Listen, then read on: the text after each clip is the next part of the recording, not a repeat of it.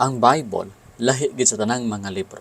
Ang Bible ga-claim siya nga siya pulong gayud sa Ginoo 3,800 times. Ang Bible ga-declare God said or thus says the Lord.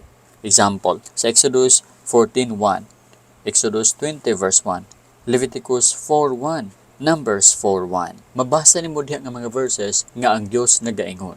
Si Paul nag-recognize nga ang mga butang nga iyang gisulat pulong gayod sa Ginoo, kini mga sugo sa Ginoo. Ingon pa sa 1 Corinthians 14:37, kung may tawo nga nagahuna-huna nga siya manalagna kun espirituhanon, pailha siya sa mga butang nga gisulat ko kaninyo, nga kini sila mao ang sugo sa Ginoo. Ang mga butang nga gisulat ni Paul, sugo sa Ginoo. Ang mga sulat ni Paul giila usab sa mga tumutuo.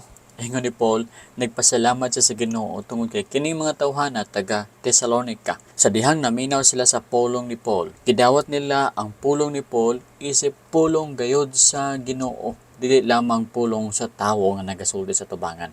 Pulong gayod sa Ginoo. Si Peter usab gaproklama nga ang pulong sa Ginoo kasaligan gayod ug kinahanglanon gayod nga maminaw sa dili mausab nga pulong sa Ginoo. Si Juan usab ga-recognize nga ang iyahang katudloanan gikan sa Ginoo.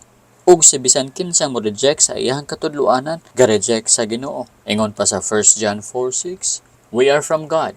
Whoever knows God listens to us. Whoever is not from God does not listen to us. Kami gikan sa Ginoo, ug sa bisan kinsa nga nag-ila sa Ginoo maminaw kanamo, ug sa bisan kinsang dili gikan sa Ginoo dili maminaw kanamo. Usa ka mga igsoon, kung walihan kamo og mga bersikulo gikan sa Bible, paminaw kamo kay kamo iyahaman sa Ginoo. Apan kung dili kamo maminaw, nagpaila usab kana nga kamo dili iya sa Ginoo. Daghang mga tawo nga dili usab motuo nga ang Bible pulong gid sa Ginoo. Apan dapat nilang hinamduman nga ang mga writers nga nag-claim nga ang Bible pulong sa Ginoo gadepinsa pag-ayo sa Bible nga kini iya gid sa Ginoo. Ug naghimo sila og dagko nga mga sakripisyo para lang pamatud-an nga ang Bible pulong gayud sa Ginoo. Bisan pa mag-ihatag ang ilahang kinabuhi, ila kining gihatag para lang gyud dipinsaan ang Bible. Si Paul, giputlan siya ulo tungod sa pulong sa Ginoo. Si Pedro, gilansang pinabali tungod sa pulong sa Ginoo. Si Jeremiah, nadawat niya ang direct message gikan sa Ginoo sa Jeremiah 11:1-3. Apan tungod sa iyang pagdepinsa sa kasulatan, daghang mga tawo nga gusto mapatay kaniya. Iya gani mga pamilya ga-reject sa iya ha. Apan kana mga rejection o kanang mga delikado nga mga sitwasyon, gidawat kana ni Jeremiah nganuman kay ang pulong nga iyahang gidala tinuod kini gikan gayud sa Ginoo.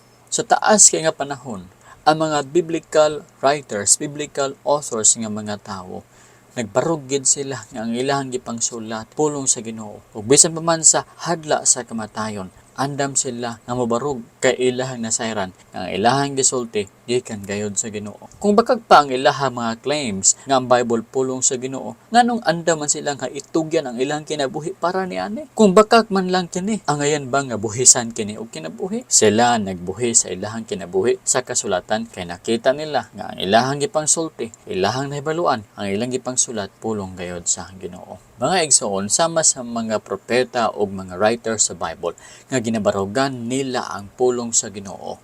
Barogi usab kini. Ang Bible barogi usab. Ayaw ka na isalikway. Higugma ka na kay kana pulong sa Ginoo. Sila andam mabuhi sa ilang kinabuhi para sa kasulatan. Kita usab andam mabuhi sa atong kinabuhi para sa kasulatan. Sa atong lugar sa Pilipinas, wala may persecution kung ikaw magbasa ng Bible. So, i-take ang advantage nga free kay ta magdala-dala, magbasa-basa og Bible. Hala ko na kay free time, basa ka sa Bible. Before ka matulog, magbasa ka sa Bible. Gapaminaw ka sa pulong sa Ginoo, anindot ka na. Wala lang gagalantaw mga salida nga mga bakak, mga fiction nga mga salida nga pag humanimog lantaw kapuyon ka kay bakak man gihapon. Ang pulong sa Ginoo, pulong gayod sa Ginoo. Ang Bible pulong gayod sa Ginoo, ug maminaw ka niani, makapaminaw ka og kamatuoran, ug kini tambal sa imuha kalag. Kabalo mo nga anong kita masakiton og kalag? Ano man, gina-feed man nato ato ang utok og mga bakak. Pero i-feed nato atong utok og kamatuoran, maulian ang atong kalag. baskog ato ang espiritu, baskog ato ang lawas, alerto ta matag adlaw. Now, na po mga false prophet nga claim nga ang ilang pulong pud sa Ginoo. Nag-ingon-ingon po sila, thus says the Lord, gikan sa Ginoo. Nag-claim sila nga ang Ginoo nakigsulti kanila kagabi ug mao ni ang mensahe sa Ginoo kagabi sa ding ako gihigda sa akong bed. Abi ninyo para mailhan ninyo nga sila bakakon. Ito pong ang ilahang pulong sa pulong sa Ginoo. Ito pong i-compare ang ilahang nga word sa Bible. Kung makita gani nimo nga nisopak ang word niya sa Bible, then siya bakakon. Dili gayud siya propeta sa Dios. Bulaang propeta siya. Apan, kung na kayo makita nga tao nga nagawali sa pulong sa Ginoo pagkatapos ang iyang giwali gikan gid sa pulong sa Ginoo, then pinadala ka na sa Ginoo. Ayaw gayud kamo paminaw anang mga gawali nga ang ilang iwali ilala nga pulong. Wala sila gagamit og mga verses sa Bible. Abi ninyo, wala gapadala ang Ginoo sa ilaha. Ingon pa ang Ginoo sa Jeremiah, I have not sent these prophets, yet they run. I have not spoken to them, yet they prophesied. Sa Jeremiah 23:21. Wala ako nagpadala ni anay mga propeta ha. Apan sige sila og run. Meaning gabuhat sila sa ilang trabaho nga gapang prophesy sila. Wala ako nakisulti kanila. Apan sila sige og panagna. Mga igsoon, ayaw sila paminawa. Para makabalaw ka kung kinsa sila nga dili angay paminawon. Pag nag-Bible, kung magwaling o sa katao, ikumpara ang iyang gisulti kung naa ba sa Bible, kung right ba ang doctrine. Kung right, kung nasa Bible, dawata iyahang pulong. Apan kung nagsumpaki gani, ayaw ka na dawata ang iyahang pulong. Ang Bible, pulong sa Ginoo, ug maon ni ang ruler, basihan sa tanang mga spiritual doctrines nga imuhang madunggan. Kung ang ilahang nga mensahe nasa Bible, tuuhi kini. Apan kung wala gani kini, makita sa Bible, i-reject ka na. Dili ka na pulong sa Ginoo.